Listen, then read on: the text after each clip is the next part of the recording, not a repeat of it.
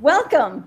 My name is Nancy Parsons, and I'm president of CDR Companies. And I do have to announce this is a big year for us. We're hitting 25 years in business this year.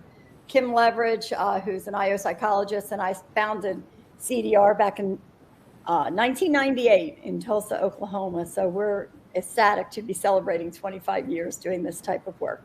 But anyway, enough about that. What I want to do is introduce my guest, Erica DyReyes, and she is phenomenal as a consultant and an attorney and with employment law.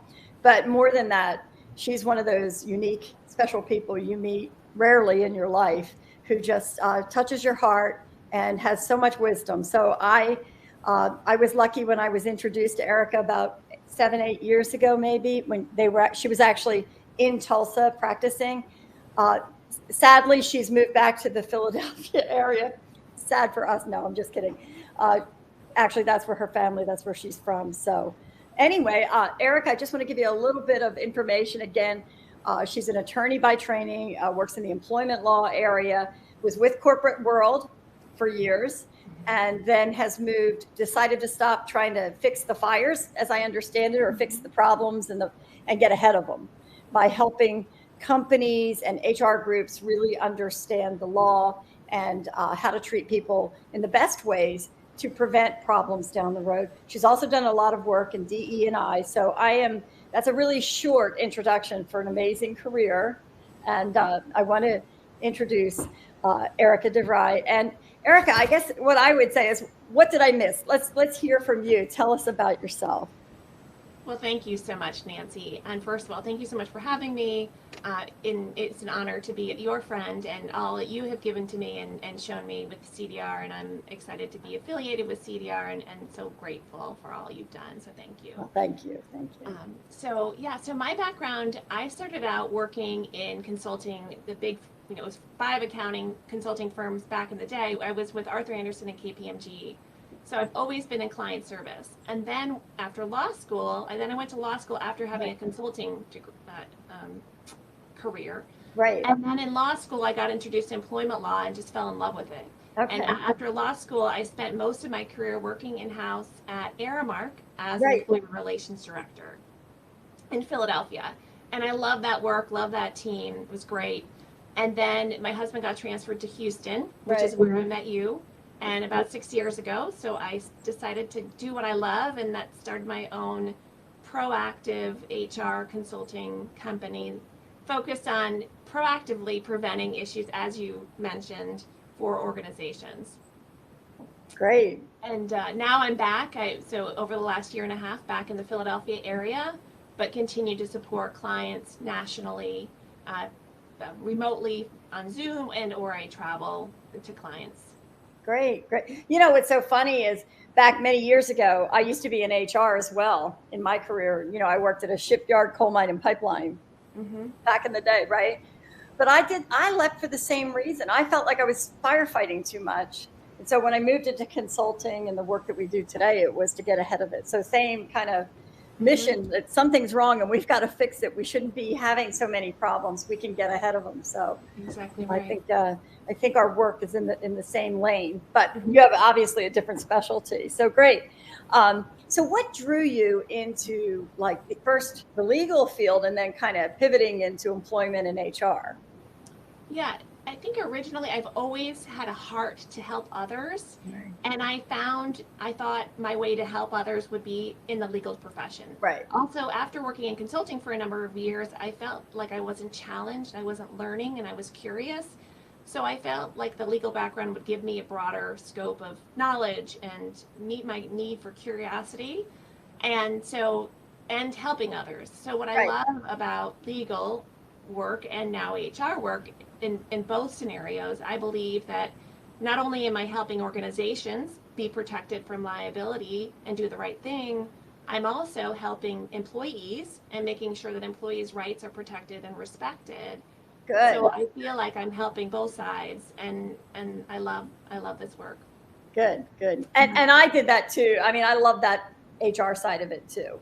Taking care of the company, but taking care of the employees, making sure things were fair, upfront communications. So tell us about some of the work you're doing today. Maybe give us an example of a client project or something like that. Yeah, definitely. So fundamentally, the work that I do at Employer Relations Consulting is I am an outsourced resource. I am an outsourced expert in employment law and HR best practices. What I offer to companies is what I have found a gap is that many organizations, they don't have the manpower. The HR is stretched thin, legal is stretched thin. Right. They would love to create training programs and resources for managers, for HR to do all this proactive, preventative work, but they don't have the manpower. And so I work with companies of all sizes, but my focus is really on Fortune 500 companies to say, hey, I'm an expert. I've worked in large organizations. I have a plethora of experience. Right. I can come in and create those, customized training programs for your organization and or resources. And I'm, fully trained and can come in and be that for you. So an example of a project I'm working on now, and one that is very common for me, is it's a large oil and gas company. Right. And they are building up their HR division, and they need two things. One is they need their HR department to be trained in how to conduct an internal investigation. Good. So very often HR professionals have never been trained in how to conduct investigations. They're just told, go investigate. So I train the HR professionals on how to conduct an investigation, but I also create customized procedure manual for HR to use on how to, going forward. So it's, a checklist and sample questions, sample introductory statement. So from this training point on, the organization's HR department has this resource to continue to use each and every time they do an investigation. And from a compliance perspective, that's wonderful that you're consistent in how you're doing investigations, that you're doing accurate, compliant processes. Additionally, in a similar training, I'll also create a training for HR around employment law compliance, HR best practices, because a lot of times, you find that HR has not been invested in these areas. So that's a project I do a lot of. And I think what differentiates my services from others is that I create customized resources on the company's PowerPoint using their logo, and so it's reusable for them. Good. So it's branded to them. It's their organization. Yep. Fits their values and so forth. That's great. That's great. Yeah. So I'm going to jump to, do you ever get involved with, say, dealing with that bully or harassing leader? Tell us maybe a story, if you would, about that. How have you, used your skills to help the organization with that leader that's creating havoc or problems? Yeah, no, and I think that ties right in with the CDR assessment, and that is, first of all, identify the issue and stop the behavior immediately. I think a lot of companies, a lot of times we see the reason why the bully continues to be there is they're a good performer, right? Right. Individuals are promoted to positions of management because they're good at their job, not because they're good with people. And because they're so successful from a business perspective, they're allowed to continue with that behavior. Right. So besides conducting investigations for organizations to find out what has really been going on, I'll also be called in to do the coaching of this leader. And what I love about the CDR assessment is a lot of times these successful employees have, they're very argumentative and resistant to change, but the CDR assessment is so wonderful because it gives the manager data, and they can't argue with the data. Exactly. And that's what I love about it is they won't just listen to what you say, but if they have information in front of them, they're more open to hearing what you have to say. No, that's true. And I've done over the years a lot of interventions too, where they're at their wits' end with some of the behaviors, but they love certain technical or other competencies, talent that they're bringing to the table, but they can't live with that person anymore, or abrasive or other behaviors. But you're right, the data, they don't have any place to run. They don't have, because it's there. You've got the behaviors, and then what I find is the CDR gives you the why. Why is this happening? Well, maybe they're an egotist or a cynic, or have a low interpersonal sensitivity, so they just tend to not think about other people. They don't have that compassion barometer that that we like to see in management, right? So good, Right. good. What part of your work do you find the most enjoyable or fun, rewarding? Yeah, I truly love training programs. Good, I good. love being with managers. And when I say managers, I mean from the front line to the C-suite. So Right. anyone who's leading people, I find this group is most not ignored, but not given the attention they deserve, and they're hungry for data and knowledge and information on how to be the best boss they can be. And so I love training. And the other thing is I love to rename training to professional development, because truly that's what it is. We're Right, professionally absolutely. developing these leaders of all levels with tools and resources to be successful.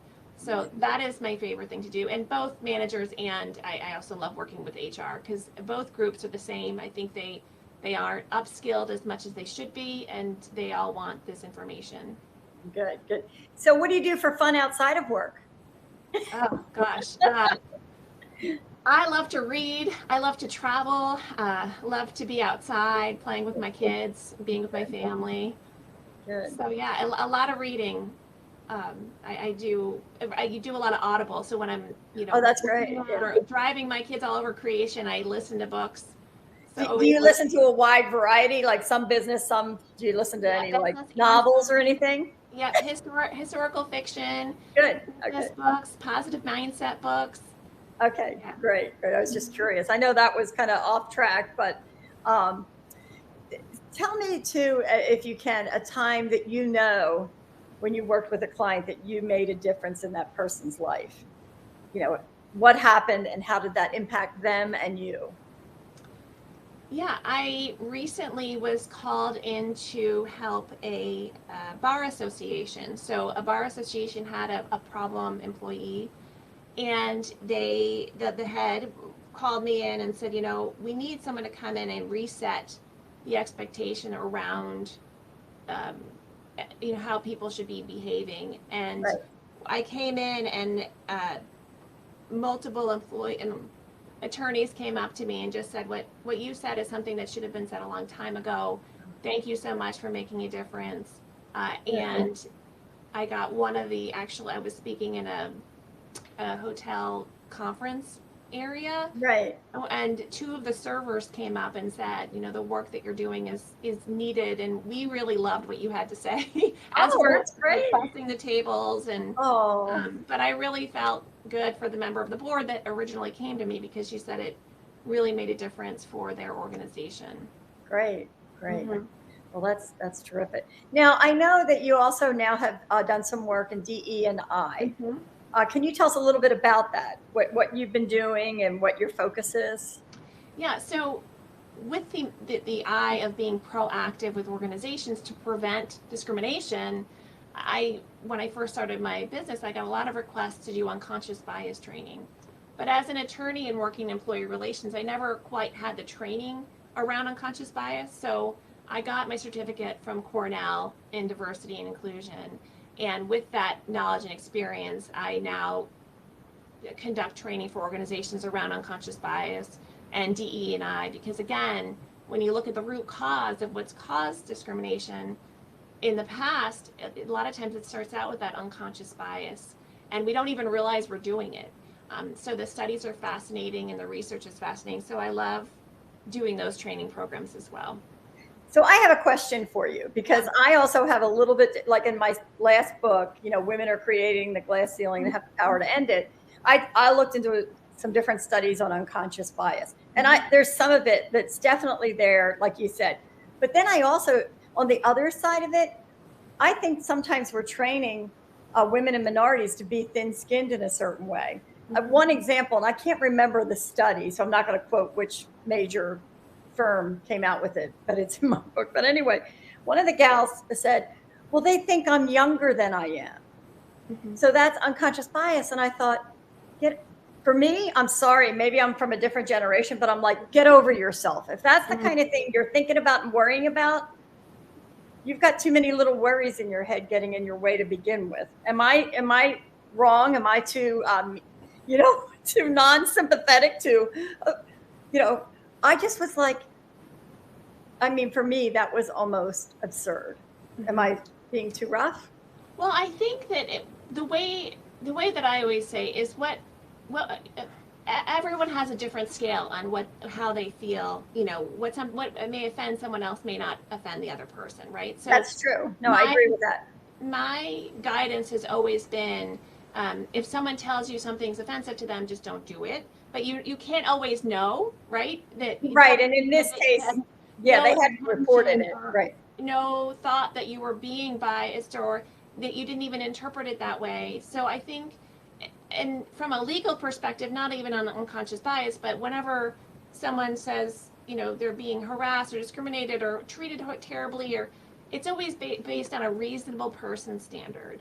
So from a legal perspective, is this what a reasonable person would consider offensive? Or so one, what's a reasonable person standard? But two, the other part of that is protected categories. So if someone raises or makes a comment about age, it could be problematic either way, either older or younger, as much as it feels like it just depends on the scenario. So again, it's famous lawyer phrase, it depends, you know. So you just gave me no. Yeah. I know, I hear you, but I guess for me, I also feel like women in leadership, and our research shows that women worry too much. You know, that's what's holding many women back, is their own imaginations in their head, overthinking things, over analyzing. So my role has been to help women kind of stand firmer, be more assertive, push themselves forward, stay engaged, and not withdraw and go inside their head. So I guess I see that as a sign of going inside your head. Right. So I want to pull them out and say, there's bigger fish to fry. Right. You're doing, you know, and I get you, I hear you, but I guess at the same time, we've got to be, as you said, which I love, reasonable. We have to be able to talk to each other. Right. You know, and so that's my concern when we push too far on the reasonableness, or making it what I call, in my view, is a little absurd. Wait till she gets a few years, then she'll be happy that they're, no, I'm just kidding. Right. No, I'm not, you know what I'm saying. But I just thought that in this big study, that was one of the cases that they presented, and it just blew me away, because I felt like it, in my look at least on the information they provided, limited, right? Right. It just did not seem reasonable to spend a lot of time. I'd rather spend time helping that young woman really assert and be more visible, be the person she is, versus worrying about all these odd, unusual things. And I think that, and you've just raised from the lens in which you're viewing it, is because you've done the research and you know that women are worriers. Right. And that's one of their biggest challenges to overcome. And so, you know, I think that's the lens in which you approach it. And I love that approach. And it's so true, to really empower women to gain confidence, to step into their shoes and you know, be assertive and be empowered to get the job done. Right. And the other thing is, we see with women too in the data, like interpersonal sensitivity, they tend to be higher. They're better at relationships, building teams and everything. But on the other side of that, their feelings, they're a little more fragile, right? Our feelings can be hurt more easily. So we have to somehow manage that too. Now, I'm not saying, you know, I am zero tolerance for harassing and bad behaviors in the workplace. But on the other hand, again, women need to be sometimes a little tougher than we might ordinarily be, or really, you know, be careful we're not overreacting and going into that cycle. You know, so I'm sitting in a different seat. Obviously, I'm working as an executive coach, helping executive coaches help leaders, help women in particular. So it's different than what you do commonly. Right. And what I think, from my perspective, I'm empowering people to speak up. Like, yes, which is great. To speak up if you are offended or you are harassed. Absolutely. Or, you know, you have a right not to be retaliated against. And so, yeah, two different perspectives: executive coaching versus employment law. Right. But it's still getting at the same place. I'm trying to do the same thing, getting women to be more assertive, getting them to say, I heard that comment. I'm not sure if you directed it at me, or were you kind of agitated with the situation? You know, call them on it right now. Don't let them get away with it. Yeah, it's not okay. Yeah. Right, right. I just about a year ago, I did a session on the victim mentality, which encompasses a couple of our different risks. Could be pleaser, perfectionist, worrier, that sort of thing. So, but it is interest. And the other thing that can happen, and I think in your work too, is that it's not just the person who is a worrier, because sometimes these aggressive behaviors by others can even take the most promising career, off track or person, right? It doesn't just happen to women who worry, it happens anywhere. So how do you stand up, like you said, how do you communicate in the moment? What's some of your tips? How can we, so if somebody's like, one that happens, I hear from women a lot, and it's even happened with me, is where your idea is ignored, even though you were the first one to bring it forth. And then once a guy says it, it's a great idea. What about that one? Well, one, I think two approaches, and it depends on the individual's comfort level. Either call it out at the moment and say, hey, I raised that in last week's meeting, or call, that was my idea. Or if you don't feel comfortable, that raise it with the person after, or with your someone afterwards.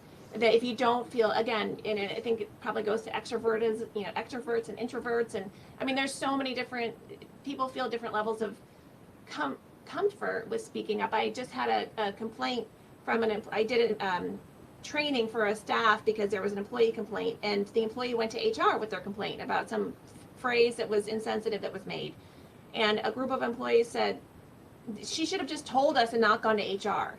Well, she didn't feel comfortable going to, so she can go to HR, she can go to her manager, she doesn't have to go right to you, but that she can go to you, she feels comfortable. But it's important for employees to know they have other avenues. Sure. And I guess for us too, what we're trying to do is help leaders build trust, and women also build trust and confidence, so that you can have that exchange no matter what your risks are. Because people will make mistakes without intention, even some of the, and so I think if you can, the more we can get people talking together, trusting, building positive relationships, then it's going to make your work easier. Right. That's what you're trying to do. So that's great. So what are you doing any writing, or so you're doing speaking? Tell us about some of your speaking engagements. Yeah, so I'm speaking to multiple groups. I do training, like I said, on everything from training HR, training managers, training. I'm speaking to a group of CEOs next month on, test your knowledge around employment law 101. A lot of CEOs don't know, some of the basics. And so that's some of the speaking engagements I'm doing coming up.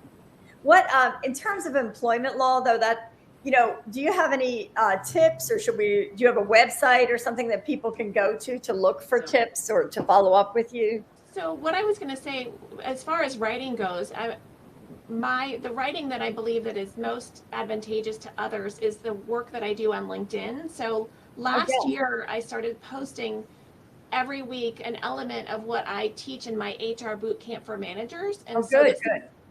We promote people to positions of management because they're good at their job, not because they're good with people. Right. And the gap of people skills and employment law, HR compliance knowledge is huge.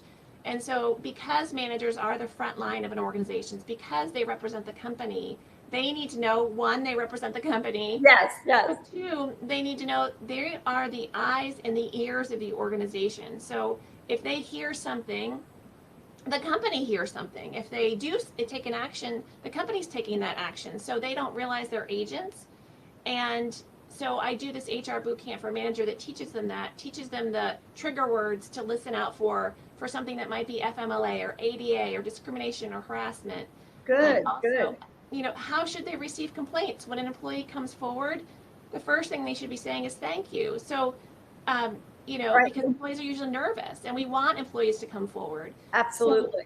So, LinkedIn has really been my best platform at posting once a week this tip for managers over the past year. And then this 23 year, my focus is I'm going to be doing an HR compliance tip for HR to help HR, improve their knowledge around employment law and HR best practices. Great.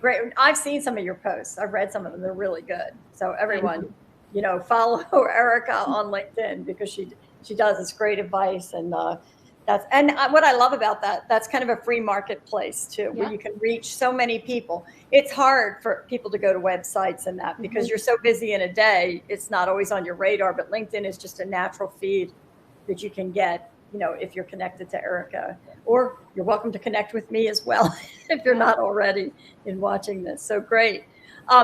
So tell me too, so you enjoy the training, which is kind of funny. I love coaching, but I really love like team development and workshops too. So I'm with you because it just brings it to a whole different level when you have the whole group, So tell us about like one of your workshops. Is it a day long? Is it a couple of days? Do you have a mix of virtual? And tell us more about your training platforms. Yeah, I think that is what makes my services so valuable, is that I can meet a client wherever they are. So I can create a day-long HR bootcamp for managers. I could do 6 30-minute sessions over the next 6 months and do one, depending on how much time they have. Right. I can do virtual, I can do in person, I can do large groups, I can do small groups. And, with the coaching, I can do down to one-on-one. And so, that's when I get brought in for usually rehabbing someone who's done something bad.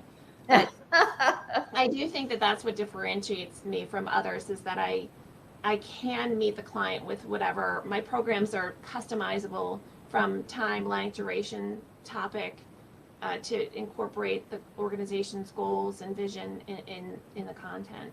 Great. It's so funny. Way back in the day when I was in HR, like I said, a shipyard, coal mine, and pipeline, some of the favorite people that I did work with were our employment lawyers. That's where I met some really, smart. I remember one. I don't know if you know her in the Philadelphia area. I think she's on boards now. Teresa Gavigan. Have you ever met her in Philly? Mm-mm. But I remember, this is going to sound weird, but back in the day, I said to her, she was like you, and I said, "You seem too young to be doing this work." I mean, I was young then too. Right. It's really funny, but she was brilliant and she was great. So it is good work. And it's what I really like too is that you've brought your legal and then paired it with the HR side, and more than just a legal lens. Right. I think it's such a user-free, help us. And then the other part for me, which is impressive, is that you still bring in coaching into that too, because sometimes that's essential. So what do you like most about the coaching side, and what do you like least? What I like most about the coaching side is you really can see the light bulbs go off, and it really helps people gain that awareness that they need. And that awareness alone is so valuable. And I love that about coaching. You can just, oh my gosh, this really puts things in perspective for me. This really helps me. I love that one-on-one immediate gratification that you get when you do coaching. I think the thing I least like about it is it's hard to not tell people what to do. It's hard to kind of guide them, and here's some best practices. But in the training, HR, employer law hat that I wear, it's usually, you should be doing X, Y, and Z, or here's some suggestions. Where coaching, you're trying to help them get there on their own. You do guide them. I mean, you guide them, but it's not, you need to do, here. Right. You're not prescriptive in coaching. Not right.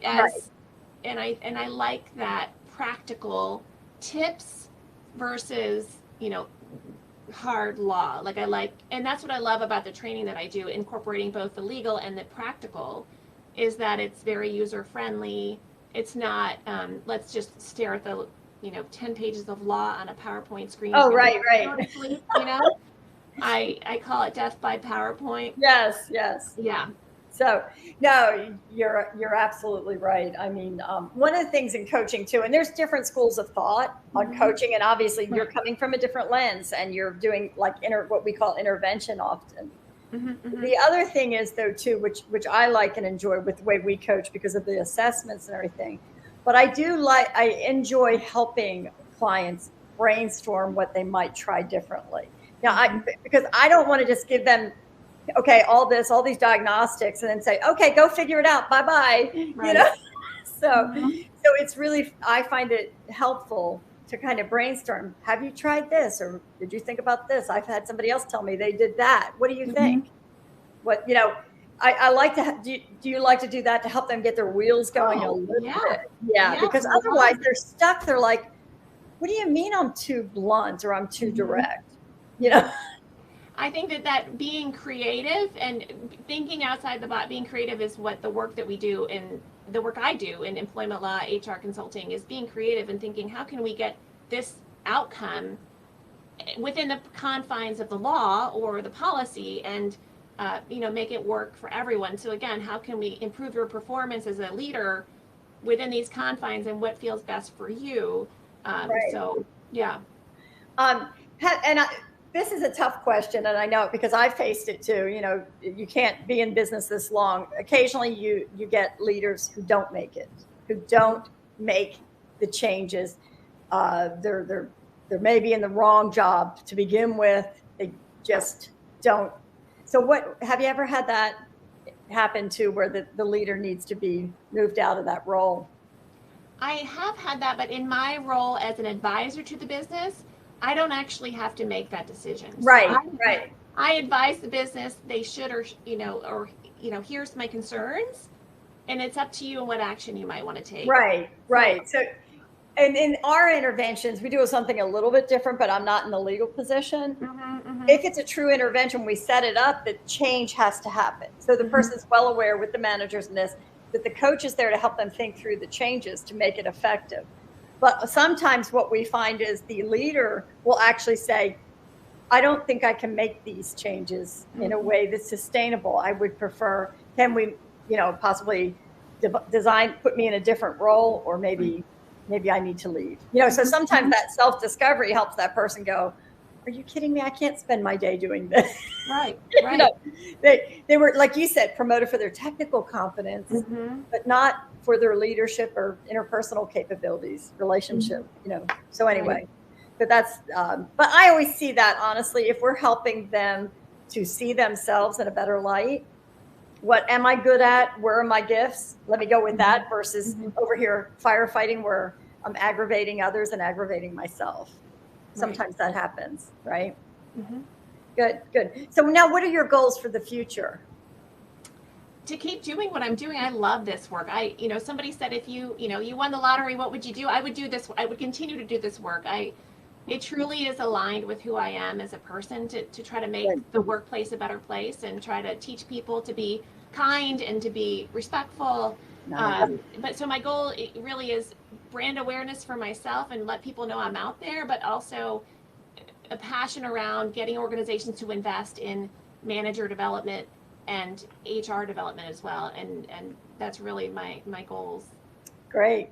Well, you're doing a wonderful job. Like I said, I think you're positive, upbeat, and kind as you can be, demeanor, approach, just, it makes it easier to deal with some of these tough topics.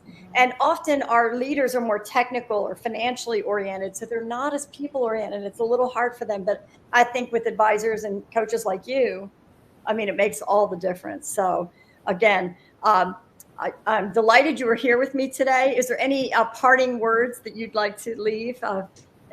No, I just thank you so much for having me. And if anyone is ever thinking of starting their own business like Nancy and I did, I just can't encourage you enough that it is such a wonderful community of people who support others. I met Nancy in Houston right after I started my business, and she took me in and helped me out. And it's just, other entrepreneurs helping other entrepreneurs, and it's such a wonderful community. So I would just encourage anyone to pursue it. And I saw you're WeBank certified, so congratulations. Yeah, we've been certified since 2000, believe it or not. We were like the first in Oklahoma. We're now in Texas, of course, but yeah. So welcome to WeBank. Thank you. It's another great community of women helping women. So great. Well, I've enjoyed today. Thank you so much, Erica. I really appreciate you taking time out to visit with me. So thank you. Best wishes. Okay, thank you. You too.